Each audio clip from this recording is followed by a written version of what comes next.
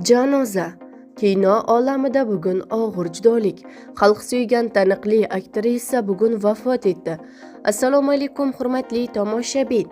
Tezkor yangiliklardan birinchilardan bo'lib xabardor bo'lishni istasangiz, videomiz ostida bir dona like va podpisatsiya tugmachasini bosib qo'yishni unutmang.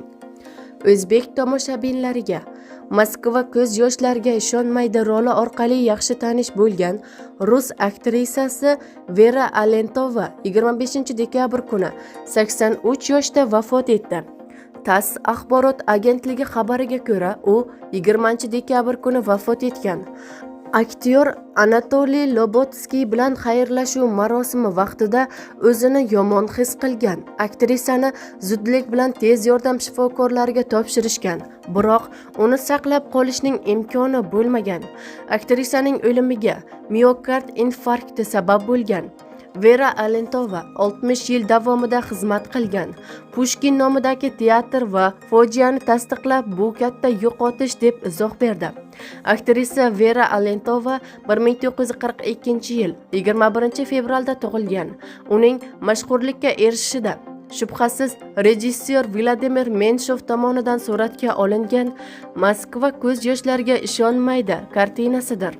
Film mualliflari bu darajadagi muvaffaqiyatni kutishmagan edi. Biroq 1981-yilda u eng yaxshi xorijiy film nominatsiyasida Oskar mukofotini qo'lga kiritdi.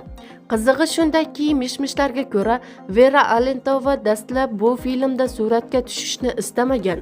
Hatto rejissyor Menshovning o'zi ham ssenariyga shubha bilan qaragan. Aktrisa rolga o'zi rozi bo'lishidan oldin Irina Kupchenko, Anastasiya Vertinskaya va Margarita Terexova va bu obrazdan voz kechishgan edi. Film Oskar olganida esa Menshov va Alentova bu xabarni 1-aprel hazili deb o'ylab, avvaliga ishonishmagan.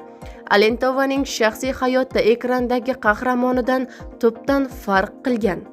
U Menshov bilan Mixat maktab studiyasida o'qib yurgan paytida turmush qurgan. Ularning nikohi ijodiy hamkorlikka aylangan va umrlarining oxirigacha davom etgan. Ular hatto birgalikda Vivikda aktyor rejissyorlik ustaxonasiga rahbarlik qilishgan. Aktrisaning turmush o'rtog'i 2021-yil 81 yoshda vafot etgan. Ularning Yuliya Menshova ismli qizi bo'lib, u ham aktrisa. Yuliya onasining o'limidan chuqur qayg'uda va endi onam otam bilan birga deb izoh bergan. Vera Alentova bilan vidolashuv 29-dekabr kuni aktrisa 60 yil davomida faoliyat yuritgan Pushkin nomidagi teatrda bo'lib o'tadi, deyiladi xabarda.